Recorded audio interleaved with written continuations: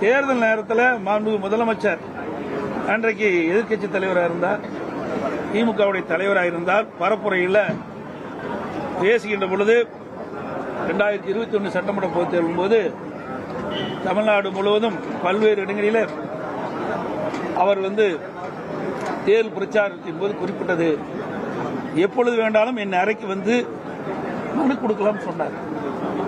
எத்தனை பேர் போய் முதலமைச்சர் அறையில் போய் மனு கொடுத்திருக்கிறாங்க? ஆனா உண்மையில் கோட்டைக்கு ஒரு சாலையில் கூட மனு வழங்குவதற்கு தடை இருக்குது. யாருமே கோட்டைக்குள் வர முடியாத சூழ்நிலை தான் இருக்குது.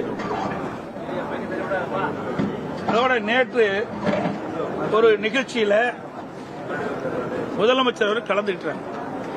அந்த நிகழ்ச்சியில மாணவிகள் அணிஞ்சிருந்த துப்பட்டாக கழுத்து வச்சுட்டு தான் அந்த நிகழ்ச்சியில் பங்கு பெற வேண்டும் என்று ஒரு ஆணை பிறப்பித்து, அந்த ஆணைக்கு இணங்க கருப்பு துப்பட்டா அணிஞ்சிகள்லாம் அதை வெளியில வச்சுட்டு தான் அந்த நிகழ்ச்சியில பங்கு பெற்றாங்க.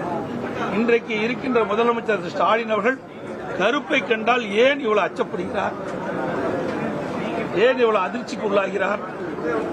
எனவே அந்த கருப்பு துப்பட்டாவை மேலே அணிந்து வந்தால் அந்த மாணவியை எடுத்து கருப்பு கொடியாக பயன்படுத்துகிற அச்சம் ஏதோ இருப்பதை போல்தான் கருத வேண்டிய ஒரு சூழ்நிலை இருக்கிறது. அந்த அளவுக்கு முதலமைச்சர் அவர்கள் பயந்து போய் இருக்கின்றார். போதைப் பொருளை பற்றி சொல்லியிருக்கிறாங்க. நான் ஏற்கனவே ஒவ்வொரு முறையும் இதே இடத்தில் கடந்த 3 ஆண்டுகளாக தொடர்ந்து ஊடகத்தின் வாயிலாக, பத்திரிகையின் வாயிலாக வலியுறுத்தி வருகிறேன். தமிழகத்தில் போதைப் பொருள் அதிகரித்து வருகிறது, போதை நடமாட்டம் அதிகரிக்கிறது. இன்றைக்கு கிராமத்திலிருந்து நகரம் வரை அனைத்து இடங்களிலும் தங்குதடையின்றி கஞ்சா மற்ற போதைப் பொருட்கள் விற்பனை ஜரூராக நடைபெறுகிறது.